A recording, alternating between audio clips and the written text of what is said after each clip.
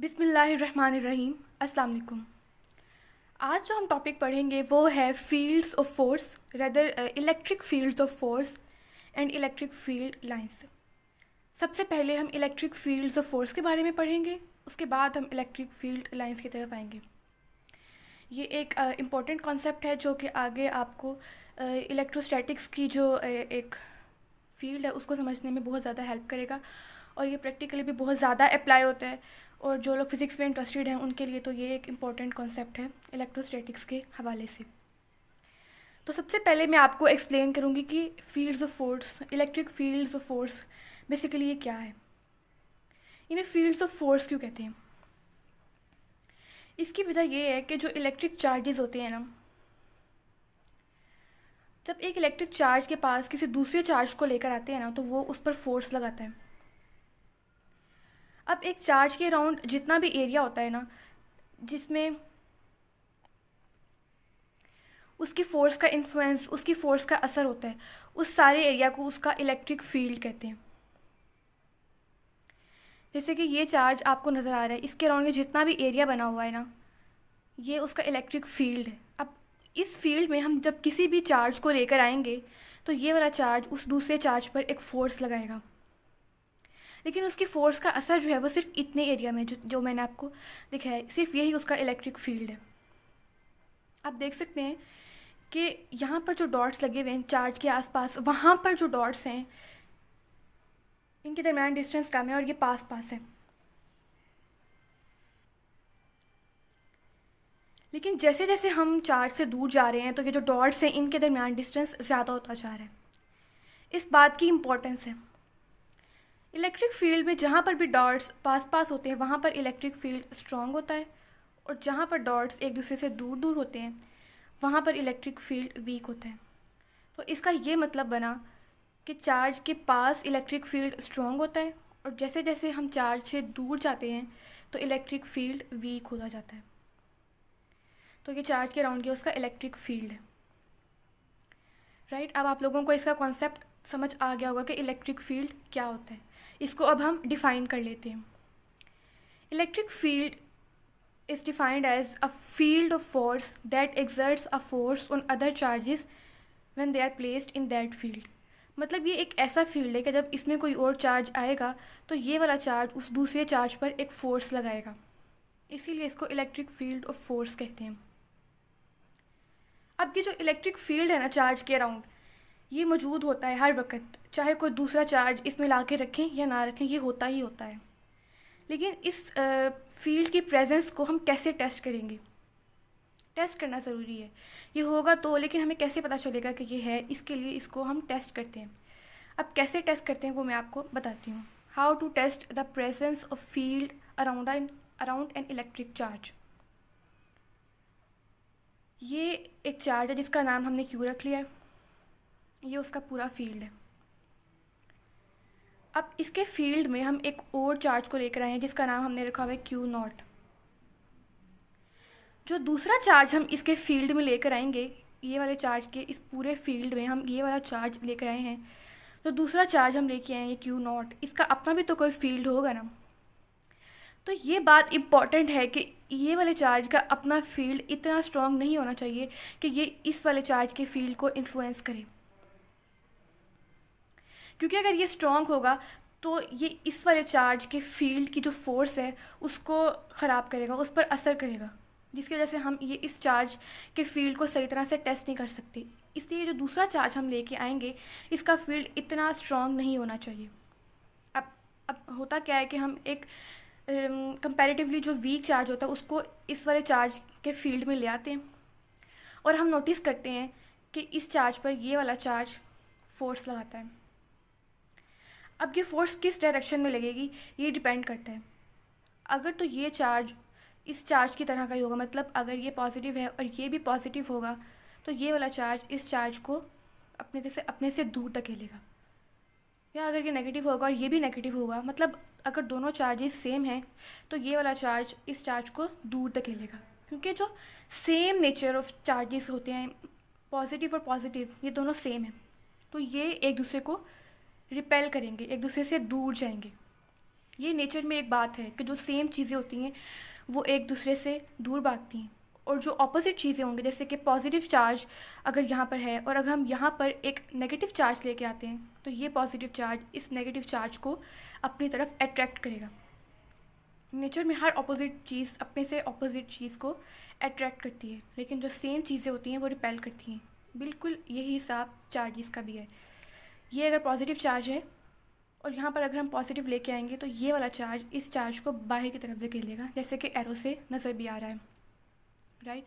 तो जब हम दूसरे चार्ज को इस वाले चार्ज के फील्ड में लेकर आए और इस पर फोर्स लगी, तो हमें पता चल गया कि इस चार्ज का इलेक्ट्रिक फील्ड है।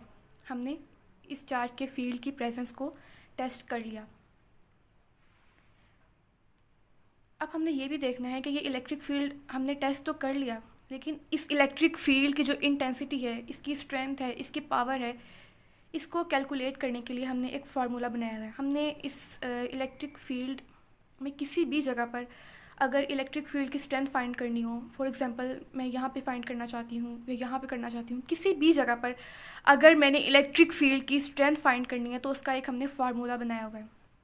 फॉर एग्जांपल मैं चाहती हूँ कि मैं ये जहाँ पर मैंने क्यू नॉट को ला के रखा है ना, यहाँ पर फाइंड करना चाहती हूँ कि इस चार्ज का ये जो इलेक्ट्रिक फील्ड है, इसके यहाँ पर स्ट्रेंथ क्या है, इस पॉइंट पर जहाँ पर मैंने क्यू नॉट को रखा हुआ है। तो उसका मैंने फार्मूला बनाया हुआ है F/Q0। मतलब इस पॉइंट पर ये वाला चार्ज Q0 चार्ज पर जितनी फोर्स लगा रहा है ना, उसको मैं डिवाइड कर दूँगी Q0 चार्ज की मैग्नीट्यूड से। तो मेरे पास इस पॉइंट पर इलेक्ट्रिक फील्ड की इंटेंसिटी आ जाएगी। और इसके यूनिट्स क्या होंगे वो भी हम देख लेते हैं। फोर्स का यूनिट हमें पता है, जो इसका SI यूनिट है सिस्टम इंटरनेशनल में, वो न्यूटन होता है। और जो चार्ज है उसकी मैग्नीट्यूड का यूनिट क्या होता है, कूलम्स। तो न्यूटन पर कूलम इलेक्ट्रिक फील्ड इंटेंसिटी का यूनिट होगा, और ये उसका फार्मूला है E=F/Q0। अब ये E और F मैंने बोल्ड में इसलिए लिखे हुए हैं क्योंकि ये वेक्टर्स हैं। ये किसी भी मेजरमेंट की मैग्नीट्यूड मतलब उसकी अमाउंट के साथ साथ उसकी डायरेक्शन को भी शो कर रहे होते हैं। वेक्टर यही होता है ना, आप लोगों ने अपने बेसिक कॉन्सेप्ट्स में पढ़ा होगा 9th क्लास में, कि एक वेक्टर वो होता है जो एक मेजरमेंट के साथ साथ उसकी डायरेक्शन को भी शो करता है। तो इलेक्ट्रिक फील्ड इंटेंसिटी और फोर्स ये दोनों वेक्टर्स हैं, इसलिए इनको बोल्ड में लिखा हुआ है। अब हम आगे चलते हैं। अब ये जो हमने इलेक्ट्रिक फील्ड का फार्मूला निकाला है F/Q0, इसको हम ज़रा खोल लेते हैं। अब ये जो F है ये बेसिकली इलेक्ट्रिक फोर्स है, और इसका फार्मूला हमने कूलम्स लॉ के से पहले ही निकाल दिया हुआ है। जो आप पहले पढ़ेंगे तो आप लोगों को समझ आ जाएगी। ये कूलम्स लॉ से हमने इलेक्ट्रिक फोर्स जो कि दो चार्जेस के दरमियान होती है, उसका हमने फार्मूला पहले से निकाला हुआ है। That is 1/4 pi epsilon not Q × Q0 divided by R² and R। ये R आपने देखा होगा कि ये बोल्ड भी लिखा हुआ है, ये भी वेक्टर है और वेक्टर डायरेक्शन को शो करता है। तो ये R किस की डायरेक्शन को शो कर रहा है, ये वाले R की। अब ये R क्या है, ये R Q और Q0 के दरमियान डिस्टेंस है, ठीक है। लेकिन इस R की डायरेक्शन भी तो पता करनी है ना, जैसे मैं आपको बताती हूँ। ये Q है और ये Q0 है। इन दोनों के दरमियान डिस्टेंस जो है वो R है, लेकिन उस R की डायरेक्शन हमने क्या लेनी है, Q0 से Q की तरफ लेनी है या Q से Q0 की तरफ लेनी है, वो हमें ये वाला बोल्ड वाला R बताएगा। अब क्योंकि हम इस केस में इस चार्ज के फील्ड में इस चार्ज के ऊपर फोर्स को टेस्ट कर रहे हैं, फील्ड इसका है, तो डायरेक्शन हम Q से Q0 की तरफ लेंगे, और ये बात हमें बताएगा ये वाला बोल्ड R। सही हो गया। अब मैंने जैसे आपको बताया कि हमने कूलम्स लॉ से फोर्स का फार्मूला ये निकाला हुआ है। अब इस फोर्स के फार्मूला को हम ये वाले फार्मूला में पुट करेंगे, ठीक है। इस फार्मूला को हम इस तरह में लिख सकते हैं, F × 1/Q0। तो ये वैसे ही बन जाएगा F/Q0 जैसे कि ऊपर लिखा हुआ है। अब F की जगह पर हमने ये वाली सारी वैल्यू पुट कर दी, 1/4 pi epsilon not Q × Q0 over R², ये R बोल्ड में, और ये वाला 1/Q0 यहाँ पर ऐसे आ गया। ये Q0 और ये Q0 कैंसिल हो गए। अब जो फाइनल हमारे पास फार्मूला आ गया है वो है 1/4 pi epsilon naught Q over R square, ये क्यू नॉट कैंसिल हो गया और आर बोल्ड में, और ये भी कैंसिल हो गया हुआ था। तो इलेक्ट्रिक फील्ड इंटेंसिटी का जो हमारे पास फार्मूला आ गया है वो ये है, right, 1/4πε0 Q over R square, और ये आर वेक्टर। इस फार्मूला के थ्रू हम इलेक्ट्रिक फील्ड में किसी भी जगह पर इलेक्ट्रिक फील्ड की स्ट्रेंथ फाइंड आउट कर सकते हैं। अब जो हमारा नेक्स्ट टॉपिक है आज का वो है electric field lines. Electric field lines जो है ये भी एक बहुत इंपॉर्टेंट कॉन्सेप्ट है। अब सबसे पहले ये समझना ज़रूरी है कि इलेक्ट्रिक फील्ड लाइंस के कॉन्सेप्ट की ज़रूरत क्यों है। इलेक्ट्रिक फील्ड लाइंस जो होती हैं वो हमें बहुत इंपॉर्टेंट इन्फॉर्मेशन प्रोवाइड करती हैं इलेक्ट्रिक फील्ड के बारे में। ये हमें बता रही होती हैं कि किसी चार्ज का इलेक्ट्रिक फील्ड कहाँ तक फैला हुआ है। उसके बाद वो हमें बताती हैं कि इसके इलेक्ट्रिक फील्ड की डायरेक्शन क्या है, वो कहाँ पर ज़्यादा स्ट्रॉन्ग है, कहाँ पर ज़्यादा वीक है। ये सारी इन्फॉर्मेशन जो चीज़ हमें बताती है उसको हम कहते हैं इलेक्ट्रिक फील्ड लाइंस। अब इलेक्ट्रिक फील्ड लाइंस को फाइंड करने का एक पर्टिकुलर वे होता है। अब हम ये पढ़ेंगे कि हम इलेक्ट्रिक फील्ड लाइंस जो होती हैं उनको कैसे फाइंड आउट करते हैं। तो हम पढ़ते हैं how to determine electric field lines. इसको फाइंड आउट करने का तरीका ये होता है कि हम लेते हैं चार्ज को जिसका हमने electric field lines find out करनी है, उसको रखते हैं हम सेंटर में। उसको रख लिया हमने सेंटर में। अब हम क्या करते हैं कि हम पॉजिटिव चार्जेस लेते हैं जिनकी मैग्नीट्यूड अमाउंट बिल्कुल सेम होती है, और वो पॉजिटिव चार्जेस होते हैं, नेगेटिव नहीं होते। सेम अमाउंट के हम पॉजिटिव चार्जेस लेते हैं जिनको हम क्यू नॉट कहते हैं। उनको हम एक सर्कल में डिफरेंट जगह पर रख देते हैं। लेकिन एक इम्पॉर्टेंट बात यह है कि ये जो क्यू नॉट चार्जेस हम सर्कल में डिफरेंट जगह पर रख देते हैं, उनका जो डिस्टेंस है सेंटर वाले चार्ज से जिसका हम इलेक्ट्रिक फील्ड लाइंस फाइंड करना चाहते हैं, वो बिल्कुल सेम होना चाहिए। हर क्यू नॉट का इस क्यू से डिस्टेंस जो है वो सेम होना चाहिए। इन सब का डिस्टेंस जो है क्यू से वो सेम है, और इनको हमने एक सर्कल में डिफरेंट जगह पर रख दिया है, और ये पॉजिटिव चार्जेस हैं, इनकी अमाउंट भी सेम है। अब अगर सेंटर में एक पॉजिटिव चार्ज होगा तो जैसे कि हमने पहले भी पढ़ा कि पॉजिटिव चार्जेस जो सेम चार्जेस होते हैं वो एक दूसरे को रिपेल करते हैं। तो अगर पॉजिटिव चार्ज है और बाहर भी पॉजिटिव है तो ये तो सेम हो गए, ये एक दूसरे को रिपेल करेंगे, ठीक। और अगर यहाँ पर हम नेगेटिव चार्ज रख देते हैं ला के सेंटर में, और उसके इलेक्ट्रिक फील्ड की हम लाइंस फाइंड आउट करना चाहते हैं, तो क्या होगा कि बाहर क्योंकि पॉजिटिव है और अंदर नेगेटिव है, और ऑपोजिट हो गए, ये पॉजिटिव और ये नेगेटिव, ये दोनों एक दूसरे के ऑपोजिट हैं, तो क्या होगा कि ये एक दूसरे को अट्रैक्ट करेंगे। तो जो इलेक्ट्रिक फील्ड लाइंस बनेगी वो मैं अब आपको दिखाती हूँ। जब एक पॉजिटिव चार्ज सेंटर में होता है, कि पॉजिटिव है, अगर मैं आपको दिखाऊं तो ये आप गौर कर सकते हैं कि ये एक पॉजिटिव चार्ज है, और बाहर हमने पीछे पढ़ा कि हम कौन से चार्जेस रखते हैं, पॉजिटिव। तो वो जो सेंटर वाला पॉजिटिव चार्ज होगा वो बाहर वाले पॉजिटिव चार्ज को रिपेल करेगा। तो जो इलेक्ट्रिक फील्ड लाइंस बनेगी ना, वो आप देख सकते हैं कि उनकी जो डायरेक्शन है, क्योंकि बाहर की तरफ फोर्स लग रही है, क्योंकि अंदर भी पॉजिटिव चार्ज और बाहर भी पॉजिटिव चार्जेस हैं, दोनों सेम है, ये वाला उनको रिपेल करेगा, बाहर की तरफ फोर्स लग रही है, तो इन लाइंस की जो डायरेक्शन है वो बाहर की तरफ होगी। मतलब जो इलेक्ट्रिक फील्ड लाइंस हैं उनकी डायरेक्शन पॉजिटिव चार्ज के लिए बाहर की तरफ होती है, वो पॉजिटिव चार्ज से दूर जा रही होती हैं। और एक और बात आपको यहाँ पे नोट करनी है कि चार्ज के पास अगर हम देखें तो ये लाइंस एक दूसरे के पास पास हैं, जैसे पहले हमने डॉट्स के लिए भी पढ़ा था। तो ये हमने नोट कर लिया पॉजिटिव चार्ज के बारे में कि इसकी जो इलेक्ट्रिक फील्ड लाइंस हैं उनकी डायरेक्शन बाहर की तरफ होगी, चार्ज से वो दूर जाएंगी, और जब वो चार्ज के पास होंगी तो वो एक दूसरे के पास होंगे। लेकिन जैसे जैसे हम चार्ज से दूर जाते जाएंगे उनके दरमियान डिस्टेंस ज़्यादा होता जाएगा।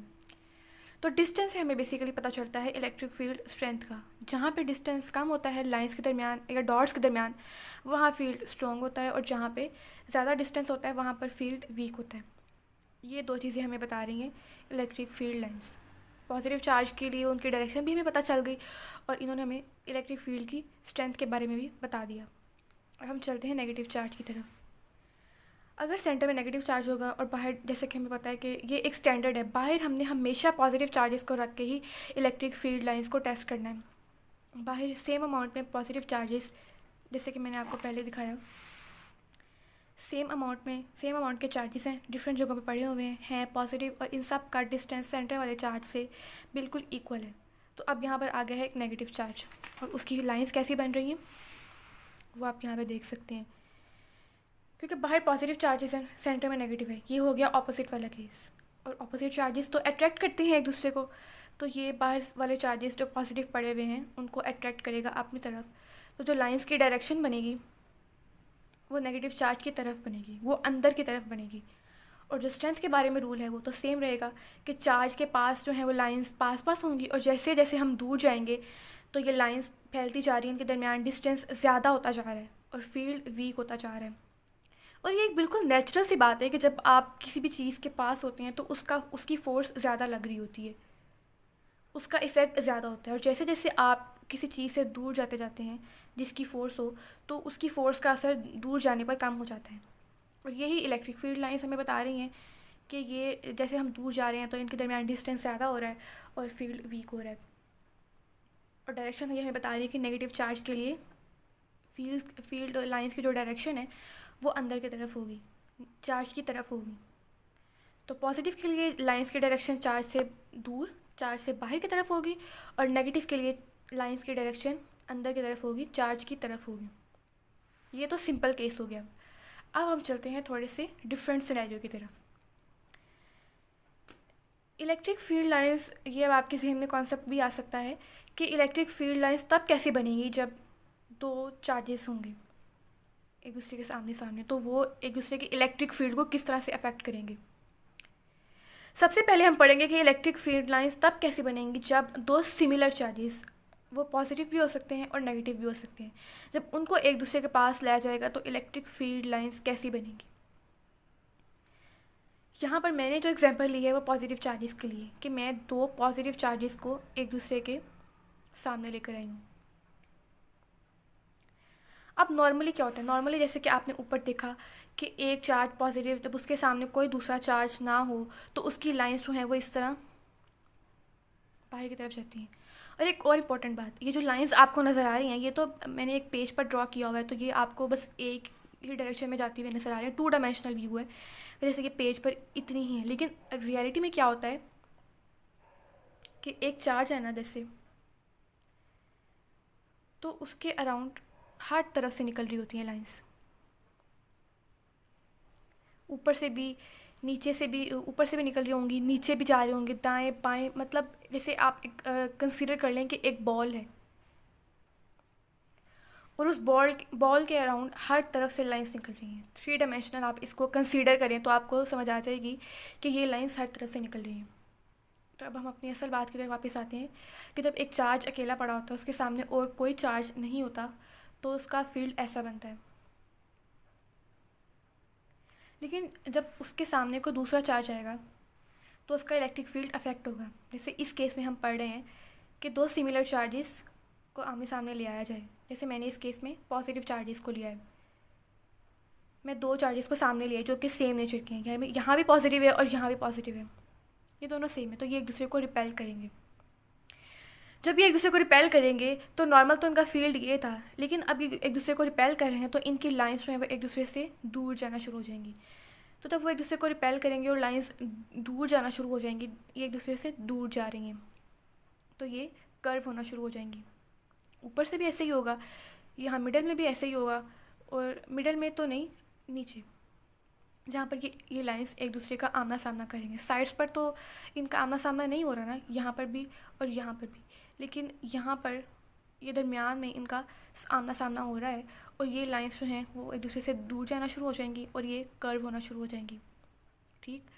और सेंटर में तो बिल्कुल ही कोई फील्ड नहीं रहेगा, मतलब यहाँ पर कोई लाइन आपको नज़र नहीं आ रही, यहाँ पर ज़ीरो फील्ड हो जाएगा, जिसको हम न्यूट्रल रीजन कहते हैं। जो सेंटर वाला रीजन होता है ना, 2 चार्जेस के दरमियान जब उनको आपस में एक दूसरे के आमने सामने लाया जाता है, तो जो इलेक्ट्रिक फील्ड हम देखते हैं ना कि कैसा बनता है उस वक्त, तो जो लाइंस होती हैं दरमियान में ऊपर नीचे, वो तो साइड पे जाके कर्व हो जाती हैं, लेकिन जो बिल्कुल सेंटर होता है वहाँ पर इलेक्ट्रिक फील्ड बिल्कुल ज़ीरो हो जाता है। इसको कहते हैं region of zero field. Middle region is region of zero field. ये एक इम्पॉर्टेंट कॉन्सेप्ट है, इसको आप लोगों ने याद रखना है कि जो सेंटर वाला रीजन होता है उसको हम कहते हैं रीजन ऑफ ज़ीरो फील्ड। यहाँ बिल्कुल न्यूट्रलिटी है, यहाँ पर कोई इलेक्ट्रिक फील्ड एग्जिस्ट नहीं करता। ठीक है, ये एक बहुत इम्पॉर्टेंट कॉन्सेप्ट है कि यहाँ पर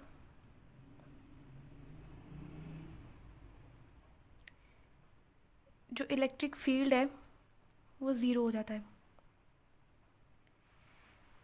और एक बात है कि यहाँ पर मैंने शो पॉजिटिव के लिए किया है, लेकिन नेगेटिव चार्जेस जब दो बिल्कुल एक दूसरे के सामने आएंगे, दो नेगेटिव चार्जेस सेम होंगे और वो एक दूसरे के सामने आएंगे, तो उनका भी बिल्कुल इसी तरह फील्ड बनेगा।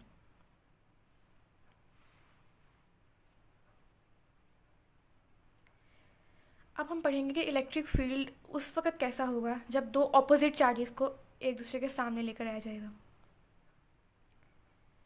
और जब मैं बात कर रही हूँ ना, ये दो केसेस जो पहले हमने ये वाला पढ़ा है कि दो सिमिलर चार्जेस को सामने लेकर आया जाए, पॉजिटिव पॉजिटिव या नेगेटिव नेगेटिव को, और अब हम ये पढ़ने लगे हैं कि पॉजिटिव और नेगेटिव दो अपोजिट को सामने लेकर आया जाए। तो ये तो हम बात कर रहे हैं कि इनका चार्ज सेम या डिफरेंट होगा। ऊपर वाले केस में चार्ज सेम होगा, नीचे वाले केस में चार्ज अपोजिट होगा, लेकिन इनकी जो अमाउंट है वो सेम होनी चाहिए। फिर ही हम इनके एक दूसरे पर इफ़ेक्ट का सही तरह से हम इसको पढ़ सकते हैं।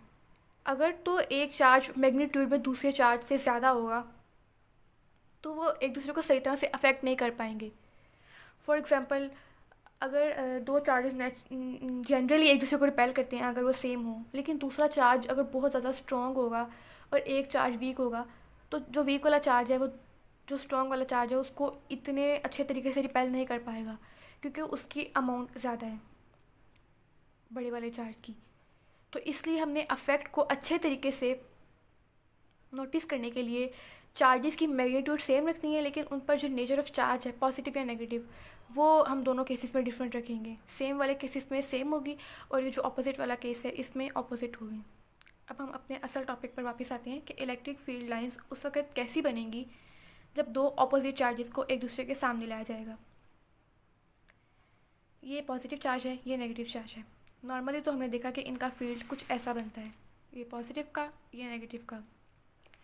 लेकिन जब हम इनको एक दूसरे के सामने लाएंगे तो क्योंकि ऑपोजिट जो होते हैं वो एक दूसरे को अट्रैक्ट करते हैं, तो ये दोनों जब एक दूसरे को अपनी तरफ अट्रैक्ट करेंगे तो इलेक्ट्रिक फील्ड लाइंस कुछ इस तरह से बनेंगी।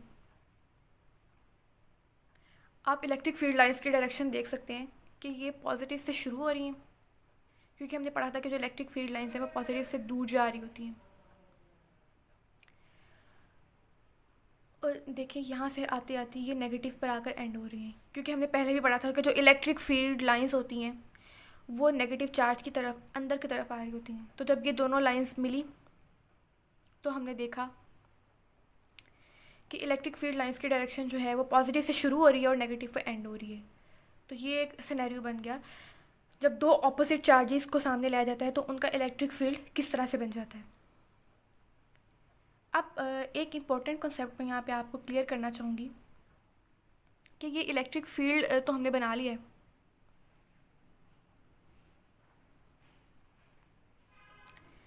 चार्जेस का, लेकिन अब ये दोनों फील्ड्स मिल चुके हैं।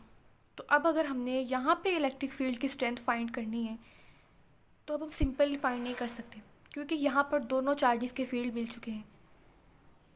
तो वो किस तरह निकालेंगे वो भी मैं आपको बताती हूँ। जैसे मैंने ये वाला पॉइंट लिया हुआ है, ये इस पॉइंट पर मैं इलेक्ट्रिक फील्ड की स्ट्रेंथ फाइंड आउट करना चाहती हूँ। तो यहाँ पर हम क्या करेंगे कि ये वाला चार्ज इस जगह पर जितना फील्ड प्रोड्यूस कर रहा है और ये वाला चार्ज इस जगह पर जितना फील्ड प्रोड्यूस कर रहा है, इस चार्ज की वजह से यहाँ पर जितनी फील्ड की स्ट्रेंथ है, दूसरे लफ्ज़ में हम ये भी कह सकते हैं, और इस चार्ज की वजह से यहाँ पर जितनी इलेक्ट्रिक फील्ड की स्ट्रेंथ है, उन दोनों स्ट्रेंथ्स को हम कर देंगे जमा, और जो रिज़ल्ट आएगा वो हमारे पास टोटल स्ट्रेंथ होगी यहाँ पर इलेक्ट्रिक फील्ड की। क्योंकि दोनों फील्ड आपस में मिल चुके हैं ना, तो अब हम सिंपल फाइंड नहीं कर सकते। अब दोनों जो फील्ड प्रोड्यूस कर रहे हैं उनको हम करेंगे जमा, और जो रिज़ल्ट आएगा वो होगा टोटल इलेक्ट्रिक फील्ड यहाँ पर।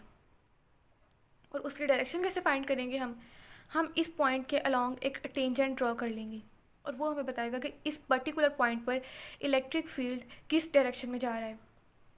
तो ठीक है, यहाँ पर हमें पता चल गया कि जब दो फील्ड्स मिल जाते हैं तो हमने उस वक़्त इलेक्ट्रिक फील्ड की स्ट्रेंथ कैसे फाइंड करनी है। हमने दोनों चार्जेस की वजह से पैदा होने वाले इलेक्ट्रिक फील्ड की स्ट्रेंथ को प्लस करना है और डायरेक्शन फाइंड करने के लिए हमने उस पॉइंट के अलोंग एक टेंजेंट ड्रॉ कर लेना है। ठीक हो गया, ये हमारा एक इम्पॉर्टेंट कॉन्सेप्ट क्लियर हो गया। अब हम आगे चलते हैं। ये एक कैपेसिटर आपको नज़र आ रहा है। कैपेसिटर में क्या होता है कि दो प्लेट्स होती हैं, एक प्लेट पर पॉजिटिव चार्ज होता है और एक प्लेट पर नेगेटिव चार्ज होता है। उन दोनों को हम एक दूसरे के सामने रख देते हैं और उन दोनों के दरमियान में जो रीजन होता है उसमें जो इलेक्ट्रिक फील्ड बनता है उसकी लाइंस एक दूसरे के बिल्कुल पैरेलल जा रही होती हैं और उनके दरमियान डिस्टेंस बिल्कुल इक्वल होता है। तो जैसे कि हमने पहले भी पढ़ा था कि किसी भी जगह पर इलेक्ट्रिक फील्ड की स्ट्रेंथ हमें डिस्टेंस से भी पता चल रही होती है। तो यहाँ पर क्योंकि सारी लाइंस पैरेलल जा रही हैं, मतलब उनकी डायरेक्शन सेम है, तो इस पूरे रीजन में इलेक्ट्रिक फील्ड की डायरेक्शन हर जगह पर सेम है क्योंकि सब लाइंस की डायरेक्शन एक ही जानिब है। तो हर जगह पर इलेक्ट्रिक फील्ड की डायरेक्शन एक होगी और क्योंकि सारी लाइंस के दरमियान डिस्टेंस बिल्कुल एक जितना है और हमने पहले पढ़ा था कि किसी भी जगह पर इलेक्ट्रिक फील्ड की जो स्ट्रेंथ है वो लाइंस के दरमियान डिस्टेंस से पता चलती है। तो जब हर जगह पर डिस्टेंस एक जैसा है तो इसका मतलब ये है कि इन दोनों प्लेट्स के दरमियान हर जगह पर इलेक्ट्रिक फील्ड की स्ट्रेंथ बिल्कुल सेम होगी। तो ये कैपेसिटर की एक प्रॉपर्टी है। कैपेसिटर का टॉपिक जो है वो आगे आप जाकर बहुत डिटेल से पढ़ेंगे तो आपको समझ आ जाएगी कि इसका वहाँ पे कुछ प्रॉपर्टीज़ हैं जिनको हम समराइज़ करेंगे। ये एक बहुत इंपॉर्टेंट क्वेश्चन है एग्ज़ाम पॉइंट ऑफ व्यू से भी और ये एक इम्पॉर्टेंट कॉन्सेप्ट भी है जो आगे जाकर आपको हमेशा इलेक्ट्रोस्टैटिक्स की कुछ इंपॉर्टेंट चीज़ों को समझने के लिए हेल्प आउट करेगा। सबसे पहली प्रॉपर्टी इलेक्ट्रिक फील्ड लाइंस की जो है वो है